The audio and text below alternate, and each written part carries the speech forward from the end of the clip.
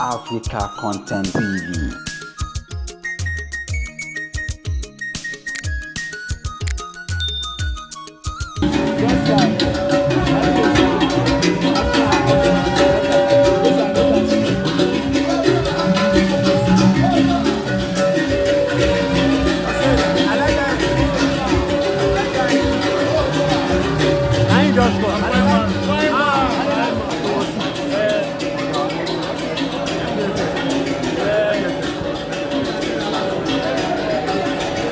Ladies and gentlemen, please welcome us today. We are blessed and honored to have our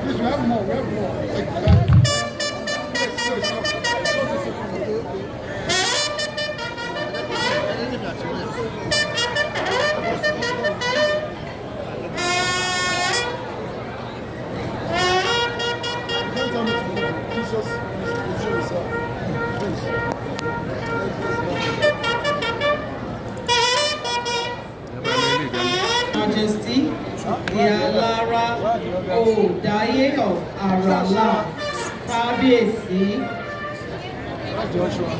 Ọba Dr. Adebisi Adenikawo Layode, Kábíyèsí, long and reign.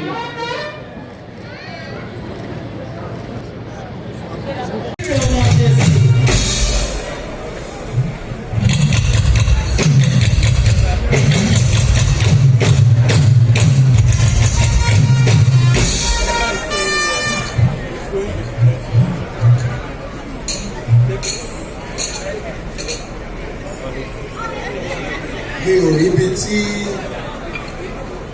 ẹni tí Ọlọ́run Olódùmarè ń pè ní olówó tó fẹ́ máa gé owó mi ò rí rí o.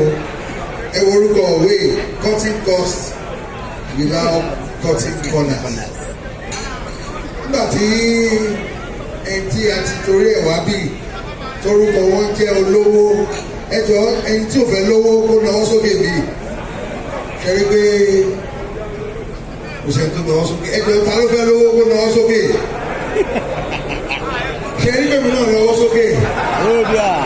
Ẹ jọ ẹni tó bá fẹ́ lówó lọ́wọ́ kó náwó sókè dáadáa. Èmi á lówó láyé tèmi. Mo wá ṣe ìnáwó lówó lèmi, èmi náà lówó. Pastor and elder olówó, ẹ jọ̀ọ́ cutting cost ẹ ṣe lénìí, a máa bá yín gbà bẹ́ẹ̀ náà ni. Ọlọ́run Olódùmarè kẹ́yìn,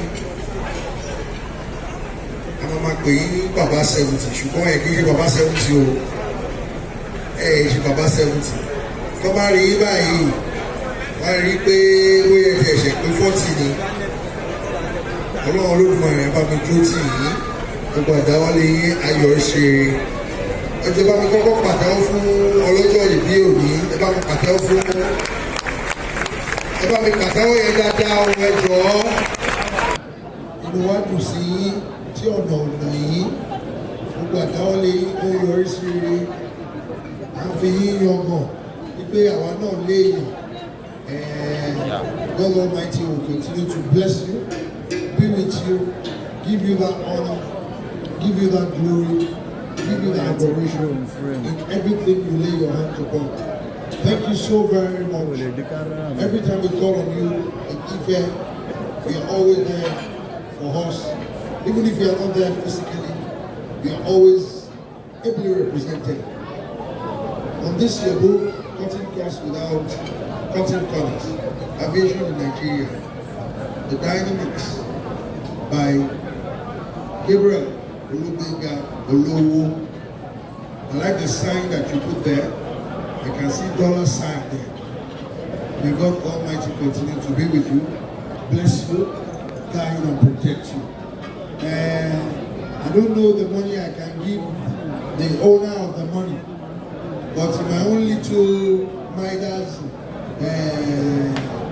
touch, in a little way, I will take 10 of these books back to our community in Ife with an undisclosed amount, so that I will be competing with Elder Olowo. May God Almighty continue to be with you, bless you, guide and guard you in everything you lay your hands upon. Congratulations, and we're very proud of you. Thank you very much. A resounding round of applause for Elder Olowo. Thank you very much.